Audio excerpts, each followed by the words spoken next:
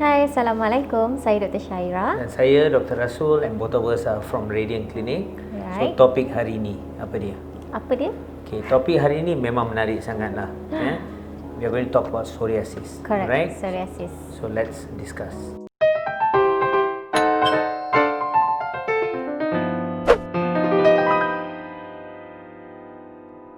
Okay, boss. Yep. Before anything, apa kata you macam just briefly describe sakit psoriasis ni apa? Okay. And apa beza dia dengan eczema? Sebab ramai orang confuse Alright. psoriasis dengan eczema.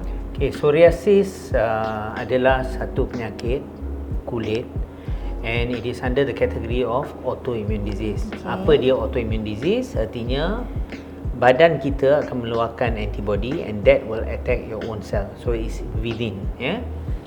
Alright, so that is psoriasis. Now psoriasis juga berkaitan dengan proses bersaling kulit. So in normal time, bersaling kulit ni every 30 days, betul? Tapi in psoriasis is very fast. 2-3 hari bersalin, 2-3 hari bersalin. That's why you dapat tempat yang memang tebal lah, that area will be thickened. Dan dia, warna dia silver. Alright. Manakah kawasan atau tempat yang biasa kita kena psoriasis? Yang paling common it is siku kat sini dan juga lutut. And normally it's bilateral lah dua-dua. Tempat yang lain kulit kepala, very common. Alright. And then bahagian tapak tangan dan juga tapak kaki. This is also very common. Tapi macam saya cakap tadi, the whole body pun boleh. That's how bad is psoriasis lah. Okay. So psoriasis dengan eczema, kalau kita tengok tu, we can make out somehow. Eczema yang tengah flare up tu lebih pada merah and all that stuff, but this one different colour. And nombor 2, dia macam sisik lah, sisik silvery. And macam there is a sign or split sign where kalau kita start peeling off, there will be tiny bleeding, and that is psoriasis. Tapi janganlah bawa ke rumah, kan, let the doctors do and diagnose you as psoriasis. Alright, so that is a summary of what psoriasis is. Okay, so Syai, tadi ada bagi penjelasan what is psoriasis, general lah. Yep. Sekarang soalan I kepada you, Okay. jenis-jenis psoriasis, or do you have types of psoriasis? Okay. You nak I jawab ke? You Okay. So basically psoriasis ni ada 5 types lah. Okay. Yang paling common sekali, in which 80% of patients yang ada psoriasis, dia akan mengalami plaque psoriasis. Nama pun plaque psoriasis, so maksudnya you akan ada satu plaque which is silvery, scaly and usually common dekat area elbow, knee and the scalp area. So yang ni yang paling common sekali lah. Ada types yang kedua, we have gutted psoriasis. Gutted psoriasis is common in children and young adult. Okay. And then pustular psoriasis. Pustular psoriasis ni common dekat tapak kaki dengan tapak tangan. Dia macam ada tiny pustule lesion dekat dia punya tapak tangan, tapak kaki lah.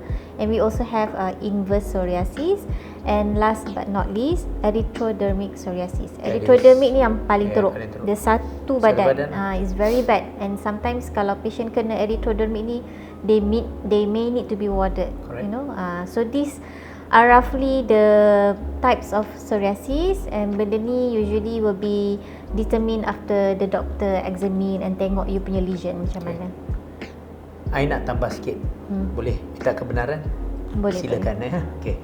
So kan tadi I cakap pasal psoriasis, what is psoriasis, and you tanya pun beza psoriasis dengan eczema, correct? So beza I dah bagi tahulah generally, tapi I nak sebut lagi satu beza di bahagian kulit kepala. Alright, kulit kepala, psoriasis and seborrheic dermatitis adalah sejenis eczema. Seborrheic dermatitis sejenis eczema. Psoriasis is psoriasis. Dua-dua actually can come in the scalp and very confusing. Macam mana nak diagnose, right? So I always tell the patient, look at the hairline. Hairline adalah kat sini lah hairline dia. Sekiranya the lesion becomes more than the hairline, it is psoriasis. So this one memang kena stress sebab at least patient can make out benda ni lah, simple one. Ni psoriasis ni, sebab hari tu dia orang cakap more than hairline kan. So that's it. Okay. Tadi kan you mention psoriasis ni dia autoimmune. So kita tak ada control over the autoimmune thing. But ada tak apa-apa yang boleh aggravate lagi condition ataupun seseorang tu dia punya psoriasis jadi lagi teruk? Ada. Okay. Paling common lah, surprisingly stress. paling common. So when a patient come with flare up memang teruk kan, I always ask them about stress and definitely they'll say yes. So satu is stress, that's the most common thing. Nombor dua, alcohol intake. Alcohol intake somehow trigger dia punya psoriasis punya attack juga atau flare up lah. Infection, saya demam, sakit tekak and all that stuff, tiba-tiba tengok psoriasis will be flaring up. Sometimes I relate that to stress indirectly. Sebab when you are having infections, kita down, stress to your body, psoriasis pula naik. Ada juga some medication causes atau flare up kan psoriasis ni. Contoh certain medication of high blood pressure, lithium, anti-malarial anti-malarial lah. This is another common thing lah, anti-malarial drug. And also injury. Ada orang ni ada injured atau jatuh injury and all that stuff, tiba-tiba tengok psoriasis flare up develop around that area. Okay. These are the most common trigger factors lah. Tapi yang paling common tu stress. Okay, Syai, kan rawatan psoriasis. Is there a complete cure tak? Saya datang jumpa you, I ada psoriasis, doktor tolong saya hilangkan semua. Boleh? Okay. Dia macam nak cakap sebenarnya dia psoriasis ni dia tak ada 100% cure. Sama macam eczema juga. Dia tak ada macam I bagi ubat psoriasis tu tak akan datang langsung. No such thing lah. Bila kita nak bagi rawatan ni, dia lebih kepada untuk satu, kita nak control the underlying inflammation, nak kurangkan the silvery scale, the plaque, and also kita nak slow down the cell growth, the cell turnover. So that is the aim of the treatment. So I boleh divide treatment ni kepada topical, systemic lebih kepada oral, and procedure lah. So I'm going to talk about topical, tapi nanti you take over for the medical dengan yang lain So in general kita akan bagi ubat sapu. So ubat sapu yang common digunakan macam topical corticosteroids. Why topical corticosteroids? Because dia akan bantu untuk kurangkan inflammation pada kulit. So bila kurang inflammation, so you will get a better outcome lah. And kadang-kadang kita bagi krim yang ada salicylic acid. Correct. Kenapa salicylic acid? Because salicylic acid dia akan kikiskan kulit yang dah tebal tu. Correct. So kita pun tahu bila ada psoriasis ni dia macam tebal lah, very thick, scaly and thick. So bila kita pakai salicylic acid ni dia akan macam licinkan lah, dia akan nipiskan area yang tebal tu. So sometimes patient happy sangat bila nampak kulit yang tebal tu dah jadi smooth and nipis. Ada creams that kita bagi, of course not forgetting moisturizer lah. Sebab memang kering, memang akan kering kan. Lepas tu we can also give other topicals macam vitamin D analogues. Kita boleh sometimes kalau kena dekat scalp, we also have special shampoo. You know, macam Clodum shampoo, even we can give coal tar shampoo untuk kurangkan the plaques on the scalp. So yang tu lebih kepada topical treatment. So I think you take over the medical. Yang tablet atau oral medication, nombor satu, patient with psoriasis dia akan datang dengan komplain gatal juga. So ubatan gatal biasa bagi jugalah Kadang-kadang tak mengantuk pagi, yang mengantuk tu malam. Sebab unknowingly malam lah yang betul-betul dia orang garu sampai luka So that one I normally give lah. And then nombor dua, kita boleh bagi tablet macam methotrexate and then cyclosporine. And also retinoids macam isotretinoin and all that stuff. Tapi untuk start methotrexate dengan cyclosporine, sometimes actually advisable lah kena buat blood test. Contoh kita kena check untuk liver, kita kena check untuk kidney. And also you punya blood profile lah general, tapi we will focus more on this sebab methotrexate ni kalau long term can effect, tapi we don't normally give long term. Flare up kita bagi 5 hari and then boleh bagi lagi 5 hari macam tu lah. And cyclosporine we have to check dia punya kidney function, and at times kalau patient prolong, sometimes the BP boleh naik sedikit, but again we don't give it that long. So these are the tablet tau. And lagi satu, apart from creams, tablet, UV light memainkan peranan yang penting, light therapy. And also laser. Now we have laser kan, excimer laser tu.